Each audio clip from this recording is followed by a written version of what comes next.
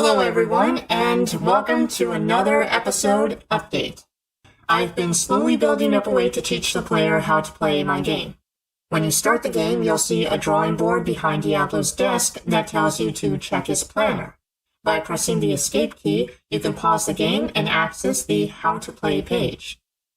Diablo's Frost ability can now create ice. Simply switch to Frost and hold down the X button to create ice anywhere he steps. You can officially skate your way through the levels if you wanna. Diablo can also now create fire. By switching to fire and holding down the X button, you can create fire wherever he stands. The Heat's boost not only gives you extra speed, but also higher jumps and stops. If you use your Frost ability when an enemy is close by, you can freeze them for a few seconds and not be harmed when you touch them.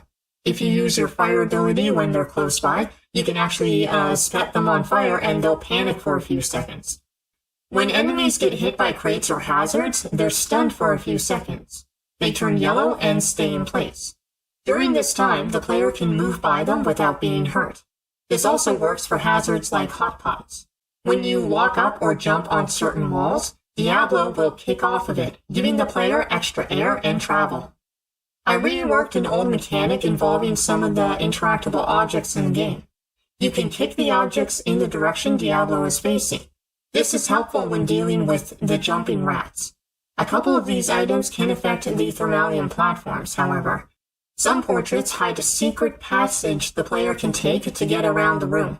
By going up to these portraits and pressing the C key, you can transport yourself to another part of the level.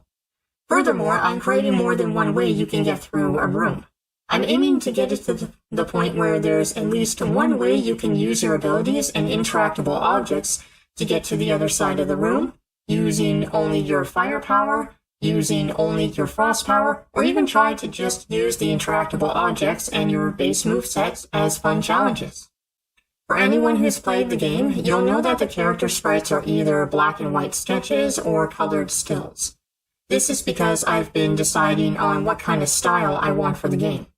I've decided to try to take a simple Art Deco style. That's a style that boomed in the 1960s, so I thought it would be pretty fitting. For next time, I'm going to finalize the background and asset arts, get feedback from more playtesters, and polish the boss room and garage. Thanks for supporting the Inferno Game series, and I hope to see you next month.